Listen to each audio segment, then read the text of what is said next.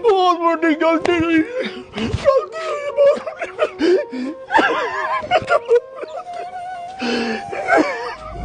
माफ करदा। माफी गलतियां दी हुंदी आ, गुनाहां दी नहीं। मिंदो अपनी मां नू समझा, एक पाहज बंदे ते हथ चक दिया, इनू थोड़ी बहुत शर्म होनी चाहिए, थोड़ा बहुत लिहाज करे है।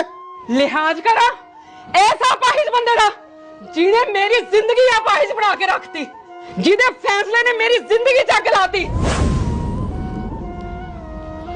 मेरा मारिया एक थप्पड़ चुभ गया ते जेड़ा इहने मेरी कुख च लत्तां मारियां ने ओह एदे करके, सिर्फ एदे करके मैं अपने पुत्त नू नहीं मिल सकी, अपने अम्मू नू देख नहीं सकी।